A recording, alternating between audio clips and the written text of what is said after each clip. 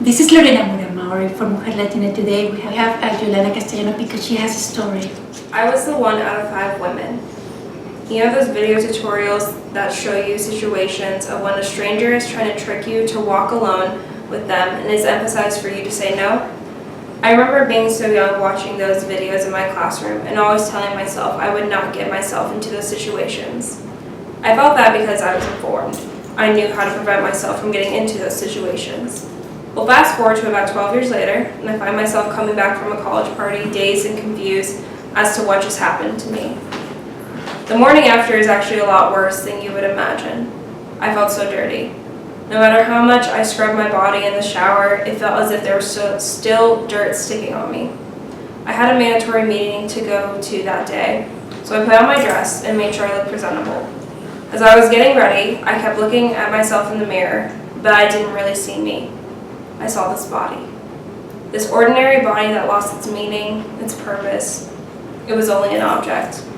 The object was so fragile. And no matter how many pieces of clothing I put on to cover the object, the dirt still appeared over it. It's common for a victim to keep a situation to him or herself, either because they are too ashamed to express what happened or believed it was something he or she could shake off. However, for me, I actually ended up telling multiple people I trusted, only to maybe hear one person say that it wasn't as big as a deal as it seemed. But unfortunately, everyone I went to told me the situation was something I needed to take seriously. I remember at the very beginning staying up late at night having very dark thoughts, random panic attacks, and letting myself sink into this deep depression. Why would I let this happen to myself? Why am I the only one going through this? What do I do from here? Imagine driving on a highway on an ordinary day, and all of a sudden your car breaks down. The minute you step out to figure out how to fix the problem, it starts pouring rain and your cell phone is completely dead. You are then awkwardly standing outside in the cold rain as the other cars keep passing by, hoping someone notices you need help. Unfortunately, it ends up just being you watching car by car drive by without realizing you have no way of getting your car to start up again. This is the perspective a sexual assault victim can have. Seeing everyone go about their day and just having yourself feel so stuck, not knowing how to move forward. Where no one knows or has truly experienced the traumatizing event you have gone through and how it affects you both mentally and physically. I pretended for a period of time that it wasn't sexual assault and just an experience I could shake off. Instead of dealing with my feelings, I pushed them aside and focused on school and kept myself as busy as possible. There was a time and point, though, where I couldn't stop the thoughts from coming, and I found myself so physically exhausted that I couldn't get myself out of bed. That's the problem with prevention videos we watched as kids. They tell you how to not put yourself in a situation, but they don't teach you how to handle the aftermath if you realize you are or were in the situation. So what does the aftermath look like? Throughout the experience, you start to devalue yourself. Whenever I was around a group of people, I felt my worth diminishing because I questioned why it was me who had to go through it. When your body truly feels like an object in an instant, you question everything about yourself, from what you say, to how you act, to what you wear. I am here today, however, to tell you that the little negative voice inside your head does slowly start to disappear, and it starts being silenced by your own voice. Slowly but surely, you start to realize the only person who has control to put certain thoughts in your head is you. Even though you felt you couldn't control what happened to you in the past, you can certainly control how to view yourself from here on out. That same girl stuck on the highway is here. I'm willing to tell you that you do end up getting out of the rain and can safely drive again. Sometimes in life, you are forced to get off the main highway and instead take back roads in order to get to your destination. Along the way, you find people who you would least expect to connect with and realize how many are traveling the same back roads as you are. Although the journey will take longer, the journey itself is the most important part. Through taking a step back from the normality of life, you realize the most important thing you can do is to be patient and forgive yourself for what happened. The truth is sometimes you will never find the closure you were looking for to explain why this happened to you. But the important thing is that you are still here and can fight forward. I'm here to tell strangers, friends, and family that there is a light to this situation. I'm not going to promise that it will be easy, But I am going to promise that there is a 100% chance you are capable of fighting and finding your purpose through this. If you had seen me 5 months ago, you would have seen a girl who was very consumed in her insecurities and depression. You will get lost some days. You will feel like you've moved 10 steps forwards and then 100 steps back. But it is all about patience and understanding of yourself. So as you are reading this, or listening to this, I'm asking you to fight. Fight for your family who has watched you grow up. Fight for your friends who can make any rainy day a sunny day. Fight for the person who looks up to you as a role model. And most importantly, fight for yourself. You can get out of this alive. The hardest things in life we overcome hold the most important meanings for us to learn. I can promise today that I can look myself in the mirror and see more and more of me reflecting back. The object I was a part of for so long is alive, breathing again and stronger. The specks of dirt that were so stubborn to scrub off and now start fading away day by day. I am me again. But I'm also a new version of me, and I can't wait to get to know this person better. Keep your head up. God gives the toughest battles to his strongest soldiers. I am the 1 out of 5 women who were sexually assaulted before they graduate college. But I am more than just a statistic. I'm also a woman who wants to fight for all victims and bring an end to this ongoing issue. It's like any other college student. You want to go out, you want to have fun, and sometimes you just you kind of more just think in the moment. You don't think about how you could be feeling after if you do something stupid as like a hookup or like kissing random people. Like it's just a hookup culture in general. So when it happened, I thought to myself that okay, in a way it's like I'll like be like everybody else. It's okay. Everyone hooks up with random strangers, and I'll just go with the flow. And as situations started to happen, I did get scared. I started thinking, okay, like I'm a little nervous, but it's okay. Like everybody does this. Like it's not a big deal. And then it got to the point where I couldn't control what was happening next. The guy was very forceful. He refused to give my items back unless I pleased him. And in that case, there was points where I was literally begging him to give my stuff back and like just let me leave. But he like guilt tripped me a lot. Like he like played with my head a lot. And I will say, in fact, that I was sober at this point. So I was aware of the situation, of what was going on. But he just did not seem to like, he had no understanding of my situation. Like he was just thinking of himself. So that's what happened. And then even after that, I didn't even know what it was. I just went to bed, kind of just like shook it off. The first person who like told me what it was my roommate. I texted her that night and just told her what happened. Like, oh, this weird guy like did this. Like he refused to give my stuff unless I did something with him. And she said it was sexual assault, and I didn't believe her. Like I was like, oh, she's just overreacting. Then I went to bed, woke up, did not feel great at all, and yeah, that's when I finally started to like process the information. And that's why I wrote that in the article about like feeling there's dirt on you, because I did feel like disgusting. Like I just felt so gross with myself, and it just like I couldn't shake that off. Did you call the police? I did not.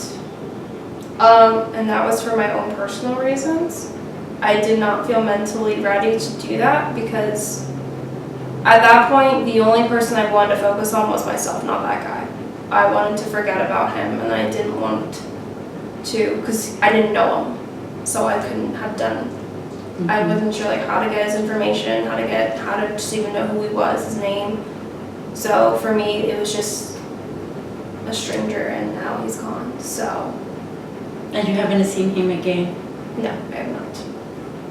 So you are sharing this story because you're in the process of a new you, the strong woman that wrote the beautiful piece about her courage, and it's not that easy to write about that. But now that you look back and you would like to, it's difficult to look back and make changes, but for us as a mother and your parents, and for all the young ladies that are in college, you know, what is the lesson? What you would like to share with them? So something that you, after 5 months, this strong woman is thinking now. The only lesson I could say is to not be hard on yourself, because sometimes in life we're going to go through things that we're not going to understand why. But I think it's like you make a mistake, but if you don't learn anything out of it, then it's just a mistake.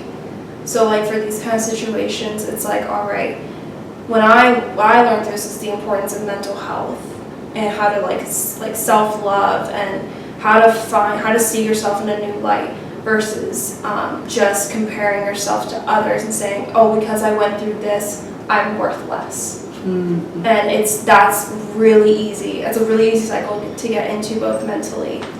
And I struggled with that for a very long time. But then at one point in your life, you will start realizing that you have no right to say that about yourself, and you deserve to tell yourself good things about you that's going to help you keep going. Did you went to a psychologist? Did you find help for that? And that's maybe the way it helped you? Yes, it did help a lot. Like, I love my therapist. I got free therapy, 3 psychology sessions because of my reasoning. So they were very helpful. I will admit that was a huge factor to my recovery. And I solely recommend for girls who have gone through it to look into it, because there are organizations and businesses that do allow free psychology for sexual assault victims. So say about sexual assault that you know that you didn't know before. I know it's not supposed to be a general definition, because I think that's the problem. Like both men and women, when they go through it, like they're gonna I thought like a checklist. It's like, okay, well this didn't happen, so therefore it's not sexual assault. But it's like, if it mentally is affecting you, that's a very good sign, especially because they consider it traumatic experiences, and traumatic experiences often do lead to depression and anxiety, because you have the flashback of that specific scene. That's when it's serious. If you don't want to call it sexual assault, that's up to you, but it is a traumatizing experience that you do need to mentally handle, so like professionally with a therapist, or try to understand yourself how to turn around the situation. You look strong. Tell us about the support system. How was it important for you? So part of that is because my mother, she raised me to be a fighter. So I guess this is both good and bad. Like, I'm kind of a person where I could be going through something, but I know how to put a smile on my face. I know how to just pretend everything's okay. Not because I don't want to face my problems, but more as just I am going through something, but this person next to me, a friend or just an acquaintance, could be going through something else, and I don't like the attention focused on me, actually. So for me, I rather just focus my attention elsewhere, and that's why I said also how I avoided my feelings a lot of the time, just because I thought I would just move on from it. I'm a fighter, I can keep going, but that wasn't the case. I didn't tell my parents for 3 months, and it was hard. To yourself? Yeah. A couple of my friends knew, my roommate obviously was the first one. And, but I remember when I told my parents, it was the night before I went to a party again. And all of a sudden, my depression just sunk. I just started looking at everything very dull, and I literally just wanted to give up. And I finally looked at myself and I said, I need to tell the 2 people who raised me, I need to tell them what's been going on.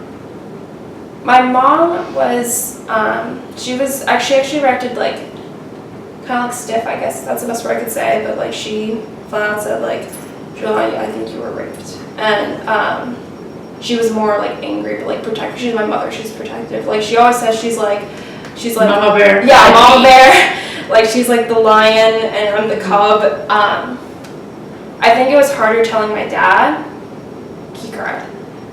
And we don't send our daughters to be raped to college. Yeah, no, that's never the case. Mm-hmm. And like just set aside though, like where I do go to college, like I love that university so much. I've learned so much. I met the most amazing people there. I refuse to let that situation get in the way. But as with university, how they help you to go through this situation? They have a lot of recovery programs. Oh, that's where you found the help. Sort of. I didn't know about it at the time. So important that you go and the university. So you go figure it out, and that they provided me with the free counseling. And there are more programs that are going to start in the fall with a UC student who's actually going to start it herself because she really wants to get active. Oh, it's important. Yeah. So your father's reaction? Yeah, he cried, and that was hard for me to see. Because one, like me and my dad, like when we cry, like something really bad has to happen for us to cry. Like I'm not a crier. And I'm a crier. Sorry. No, you're fine. Mm-hmm. And I felt like at that point, this probably sounds weird, I felt like I let both of them down because I didn't want them to worry. I wanted, because they did inform me, like they told me like watch your drinks and everything, and it's like oh, I failed that test, and I hated that feeling. Mm-hmm. So yeah, for them it was hard for them to accept. Like it's like sometimes like me and my dad, like we don't really talk about it anymore. Like I did tell him about the article. He was the first one I told. Before I posted it, and I told him, look, like, hey, I'm about to write about my story, my experience, like, I don't want you to be blindsided, like, and be surprised that I shared it, but, like, if you don't support it, I understand, but I believe I need to share this. One of my good friends in my sorority, actually, told me this quote. It was, life begins at the end of your comfort zone, and that kind of, it was kind of like a big, like, epiphany for me. Like, I realized, like, okay, I did go through something, and I realized as I opened up to people about my experience, more people thanked me, and that was interesting. More people thanked me, saying like, hey, I went through this too, and thank you for sharing, because now I don't feel alone. And that made me like realize like, yeah, I want to share this because it's not for people to feel sorry for me, but to realize you're not alone, and I understand. Like there's someone out there who understands the perspective that you could have. Just because I shared my story does not mean I'm stronger than those who are silent. I believe those who are silent, you are just as strong, and you can get through this. Try not to find reasons where you deserve to go through this, more try to find reasons why to keep going. And I promise you there is plenty.